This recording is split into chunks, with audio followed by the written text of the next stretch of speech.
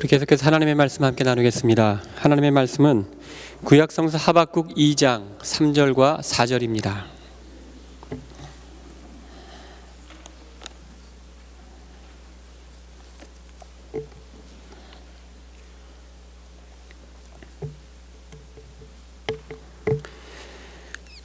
하나님의 말씀입니다.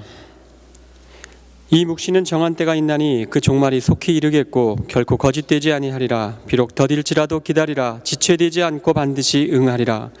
보라, 그의 마음은 교만하며 그 속에서 정직하지 못하나 의인은 그의 믿음으로 말미암아 살리라. 아멘. 제가 지난주 여러분들에게 숙제 하나를 내드렸는데 잘 하셨습니까?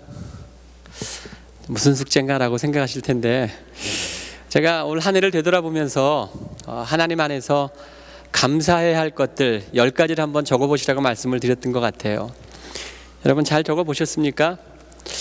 어떤 분들은 한 주간을 지나면서 감사할 것이 10가지가 넘어서 너무 힘들어했던 분도 있으실 것이고, 또 어떤 분들은 오히려 감사할 것이 10가지가 안 돼서 고민스럽고 또 절망스러운 분들도 계시지 않았을까 생각합니다.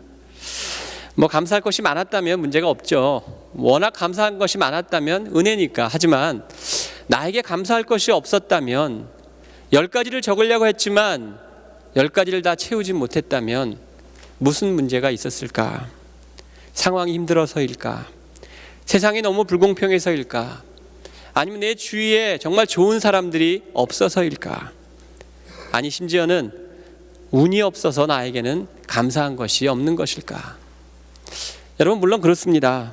그럴 수 있습니다. 왜냐하면 우리가 살아가는 세상은 참 모순투성이 세상이고요. 어떻게 보면 열심히 살았다고 하면서도 나아지는 것은 없고 오히려 조금만 뒷걸음질 쳐가는 그런 사회 구조 속에서 땀 흘리고 열심히 일한 그 대가만큼 내가 받지 못하는 안타까운 현실을 처할 때도 있다라고 하는 것이에요. 심지어 나보다 더 악하고 더 부도덕한 사람이 훨씬 잘 사는 세상을 보면서 세상은 참 불공평하다. 좋은 부모 밑에서 태어나서 편안히 생활하고 부유하게 살아가는 그 모습을 보면서 세상은 참 불공평하다. 나는 이처럼 노력하고 땀을 흘리며 살아가는데도 불구하고 왜 나에게는 내가 원하는 것만큼 이루어지는 것은 아닌가? 생각할 때마다 불공평하다는 생각에 억울하는 마음도, 답답한 마음도, 화가 나는 마음도 있습니다. 그래서 한 해를 되돌아보면서 정말 감사할 것이 없는 것처럼 보일 수도 있습니다. 여러분, 그렇다면 정말 이런 세상 속에서 아무 해답이 없이 그냥 세상만 탓하면서 그냥 흘러가는 대로, 시간 가는 대로 나에게 어려운 일이 있으면 어려운 일이라고 생각하며 아무 생각 없이 그냥 그것이 지나가기만을 기다리며 살아가야 하는 것일까? 정말 우리가 감사하지 못하고 우리의 삶 속에 주어진 환경 속에 끌려가는 그런 삶의 모습을 살아가야만 하는 것일까? 결론적으로 말씀을 드리면 그렇지 않다라고 하는 것입니다. 우리가 감사하면서 하루하루를 의미 있게 내 환경과 상황에 상관없이 더 가치 있고 복된 삶을 살아갈 수 있는 길이 있다라고 하는 것입니다. 오늘 본문은 그 길을, 그 진리를 우리에게 말해주고 있습니다. 오늘 본문의 배경은 하박국 선지자입니다. 하박국 선지자는 기원전 7세기 초에 남유다에서 활동했던 선지자였었습니다. 하박국 선지자가 활동할 당시에 그 시대적인 상황은 이미 북쪽에 있었던 10개 지파로 이루어진 북이스라엘은 아수르에게 나라를 빼앗긴 상태였었고요. 남유다 역시 바벨론에게 계속되는, 지속되는 침입을 받는, 한마디로 말해서 나라의 존립 여부가 제대로 흔들거리는 어려운 상황 속에 있었다고 하는 거예요. 모순된 삶의 현장에서 악인은 계속해서 득세하고 의인이 문제와 환난 속에서 고통받는 것을 보면서 하박국 선지자는 하나님께 물었습니다. 하나님, 왜 이렇습니까? 왜 세상이 이렇습니까? 왜 의인이 고통받고 어려움을 당하는 겁니까? 하박국 선지자의 해결되지 않은 고민, 답답한 심정, 그것이 이 하박국서의 처음부터 계속 펼쳐져 나갑니다. 하지만 하박국 선지자는 신앙의 갈등과 고민만을 가지고 혼자서 고민하다가 갈등하다가 해결책을 찾지 못하고 포기해버리는 어리석은 사람은 결코 아니었다라고 하는 겁니다. 상황만을 보며 기뻐할 이유가, 감사할 이유가 없다고 절망하는 사람이 아니었습니다. 하박국 선지자는 자신에게 있는 문제를 끄집어냈습니다. 하나님께 물었습니다. 주의 도우심을 구했습니다. 하나님으로부터 해결되지 않은 삶의 문제를 찾고자 했던 것이었죠. 간절히 하나님의 뜻을 구하던 하박국 선지자, 하나님으로부터 두 가지의 해답을 듣게 됩니다. 그것이 바로 오늘 본문의 말씀입니다. 첫 번째는 정한 때가 있으니까 기다리라고 하는 것이고요. 두 번째는 의인은 믿음으로 말미암아 살리라고 하는 것입니다.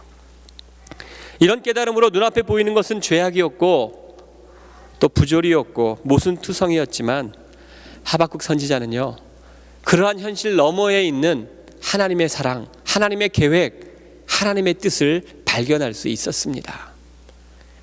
나무는 가뭄의 뿌리가 깊어진다고 하죠. 겨울의 찬바람으로 인해서 나무는 더욱더 단단해진다고 합니다. 여름의 폭풍과 불볕대를 견디어야만 아주 달고 맛있는 과일이 결실의 계절에 맺힐 수 있다고 합니다. 어머니는 해산의 고통을 통해서 자녀의 사랑이 더욱더 깊어질 수 있고요.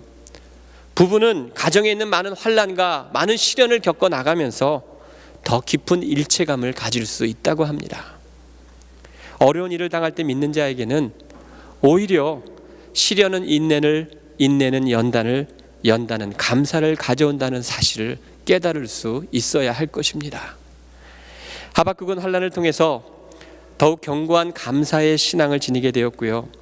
오히려 시련 때에, 환난 때에 하나님을 향한 감사의 노래를 부를 수 있었습니다.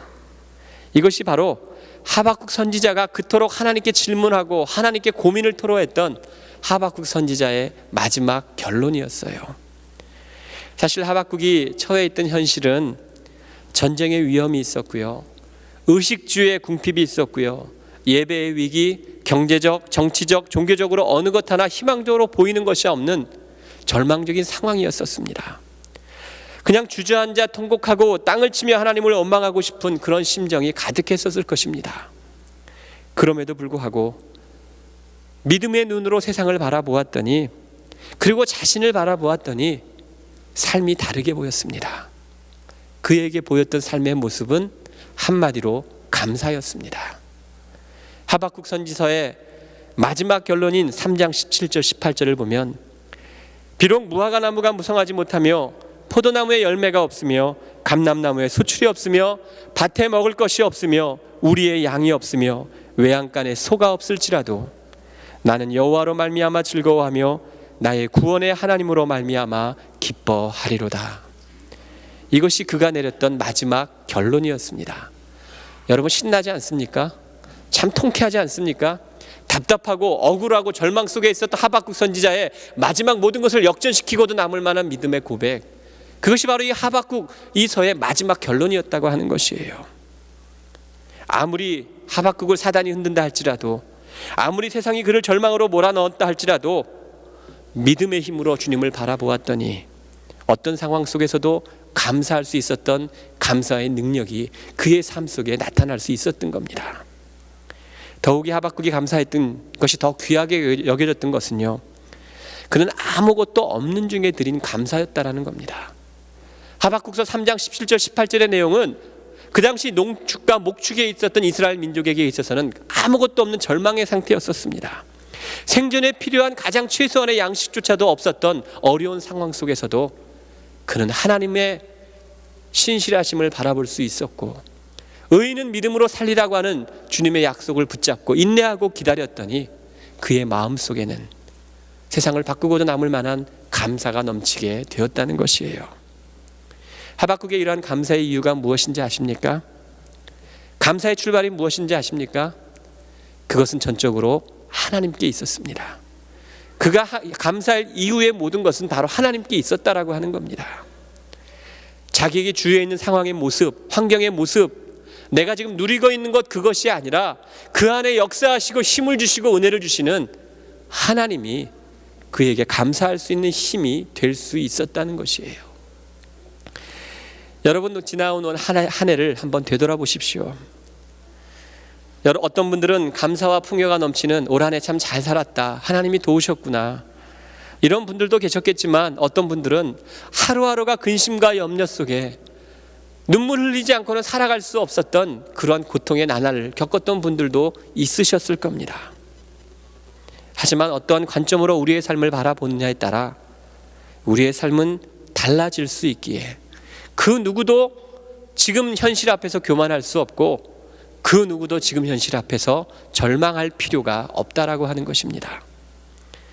지나온 우리들의 삶의 발걸음 속에는 마치 영화의 한 장면처럼 스쳐 지나가는 많은 일들이 있을 것입니다. 연초에 세웠던 많은 계획들, 그 일들을 이루기 위해서 오랫동안 기도하고 기다리며 헌신하고 수고했던 많은 삶의 모습들, 선하게 살아보려고 노력하며 주 앞에 신실하게 나갔던 그 모든 시간들, 예상하지 못했던 사건 속에 절망과 아픔을 안았던 많은 아픔의 순간들, 그럼에도 불구하고 우리에게 찾아온 것은 고민과 절망뿐이고 오히려 주님을 멀리하며 자신의 욕심만을 채우며 살았던 많은 사람들은 더욱 많은 것을 누리는 우리들의 삶의 현실들, 아마 오늘 본문에 나와 있는 하박국 선지자의 마음과 다르지 않았으리라는 생각이 듭니다. 감사해야 할 이유가 전혀 없는 것처럼 여겨질 수도 있습니다.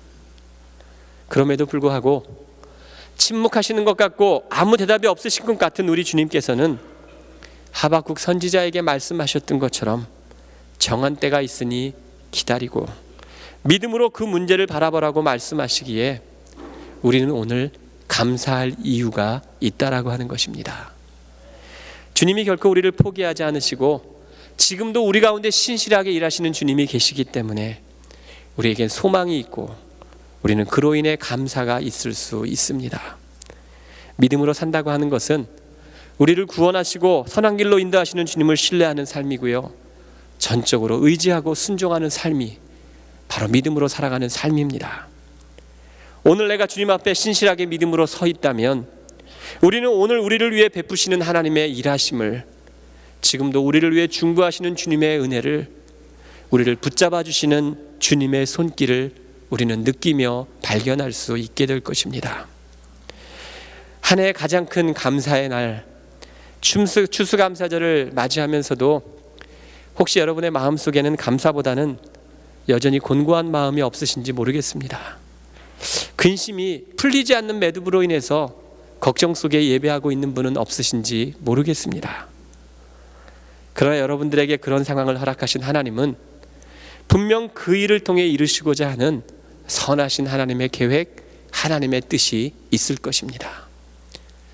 우리보다 더 힘들었던 하박국 선지자에게 하나님이 주셨던 그 말씀, 정한 때가 있으니 반드시 기다리라고 하는 하나님의 그 음성, 믿음으로 말미암아 의인은 살리라고 하는 하나님의 그 말씀, 이 추수감사절을 맞이해서 하나님의 그 말씀이 여러분의 삶 속에 힘이 될 수 있고 감사의 출발이 될 수 있는 복된 말씀이 되었으면 좋겠습니다.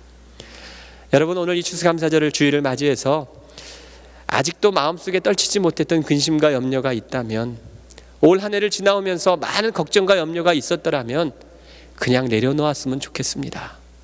안고 간다고 해서 해결될 문제도 아닐 것이고 내가 이고 간다고 해서 풀릴 수 있는 문제도 아니기에 주님께 모든 것을 맡기고 주님의 때를 소망 중에 기다린다면, 그리고 믿음으로 주님을 바라보며 살아간다면 공중의 새도 먹이시고 들에 피는 꽃들도 갖고 오고 키우시는 하나님의 은혜, 그 은혜가 바로 우리에게는 더 구체적인 사랑의 모습으로 다가오게 될 것입니다. 바라기는 이 추수감사절을 다시 한번 은혜를 기억하면서 하나님의 그 은혜가 여러분의 삶 속에, 여러분의 가정 안에, 여러분의 일터 안에, 우리 교회 안에 충만히 넘쳐서 앞으로 우리의 삶 속에 더 많은 감사 속에 하나님의 은혜와 하나님의 부흥을 경험하는 여러분들 되시기를 예수님의 이름으로 축원합니다. 주님 감사합니다. 귀한 날 저희를 사랑하셔서 또 주님을 예배하게 하시고 특별히 추수감사주일을 맞이해서 하나님 우리에게 베푸신 그 은혜가 얼마나 크고 놀라운가를 또 다시 한번 기억하면서 감사하게 하시니 감사를 드립니다. 상황이, 환경이 우리 뜻대로 되지 않는다 할지라도 결코 저희들이 그 환경과 상황 속에 좌절하지 않게 하시고 영향받지 않게 하시고 오히려 믿음으로 우뚝 서게 하여 주셔서 어려움 속에 서 있는 저희들의 모습을 보며 세상에 있는 많은 이들이 주님을 알아가게 하시고 고난 속에, 고통 속에 있는 저희들이 믿음으로 살아가는 그 모습을 통해서 하나님의 하나님 되심을 세상 속에 증거할 수 있는 저희들이 될 수 있도록 하나님 역사하여 주시옵소서. 하나님의 은혜가 우리 가운데 임하기를 소망합니다. 올 한 해를 되돌아보면서 많은 일들, 많은 사건, 때로는 즐거움과 기쁨과 때로는 슬픔과 어려움들이 있었다 할지라도 그 모든 것들이 우리를 향한 하나님의 또 다른 사랑의 표현이었음을 깨닫게 하셔서 인내하게 하시고 기다리게 하시고 믿음으로 말미암아 살리라건 주의 말씀을 붙잡고 오늘도 신실하신 주님을 바라보며 살아가는 저희들이 될 수 있도록 인도하여 주시옵소서. 오늘 하나님의 은혜 가운데 세례받은 박찬익, 박근혜 귀한 두 분에게 하나님 함께 하시고 귀한 태중의 품은 귀한 아이에게 하나님 함께 하셔서 귀한 하나님의 은혜가 그 가정 안에 임하게 하여 주시고 더 많은 하나님의 은혜로 말미암아 주님을 만나기 이전의 삶보다 만난 이후의 삶이 더 복되고 아름다운 가치 있는 은혜의 삶이 될 수 있도록 역사하여 주시옵소서. 감사드리며 예수님의 이름으로 기도하옵나이다. 아멘.